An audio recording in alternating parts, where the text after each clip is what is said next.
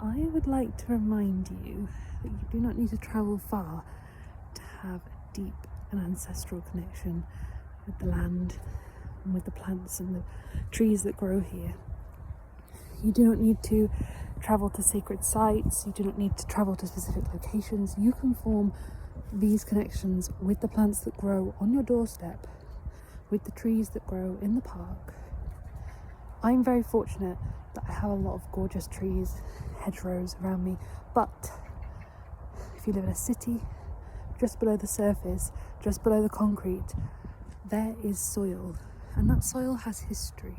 All of the soil in this ancient land is steeped in mystery, steeped in history, steeped in ancient folklore, myth, ancestral connection, and you can access that anywhere. Even if you dig up a piece of soil and take it into your house, you don't need to travel to ancient sites. It is very special to go to these places, but you do not need to go to these places. I've never been to Ireland, and I love the folklore of Ireland, and the folklore of Ireland was the key that unlocked the folklore of Britain for me. And the songs of Ireland carry stories and words and beings and ancient knowledge that wasn't preserved here in England, but still exists in its own right in the air, in the soil, in the trees, in the birds. All of these things, animals, they carry ancient memories. You carry an ancient memory. You in your body, you are the perfect key. Even if you live on a a colonized land, even if you live in America or Australia and you have no connection to the land of your ancient people, or even the more recent people, your ancestors, you don't need to have that connection to have the connection. You have it in your body. Your blood and your bones are made of the soil and the DNA and the stories and the wisdom of the people in your lineage. You don't need to have, it's amazing to have a connection with that, but to get that, you do not need to be in a place.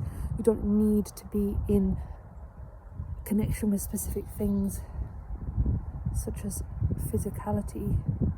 The spiritual world, obviously anybody who has any connection with spirit knows that it goes much deeper than what we see on the physical level. But you do not need to be in a specific place. In fact, well, I don't know if it's the same, but when I went to New Zealand, I saw an oak tree, and this oak tree is an English oak tree in New Zealand, and that oak tree still contains the wisdom of oak trees, even if it is in New Zealand. It has probably a different story to tell, but it still has the same story of oak.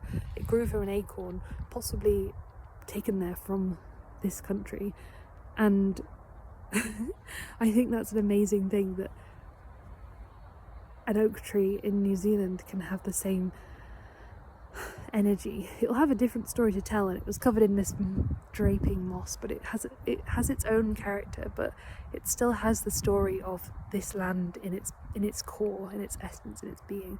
And so do you, if you are from a different country, and your ancestors came from a different country. You still have that core essence and being in you, and it's essential. Well, it's not essential, but it's up to you if you want to connect to that, and I think that's really special and amazing. For me, trees are the number one way that I connect to this ancient thing, because they are directly in the soil. Their leaves are above here, but their roots are in the ground.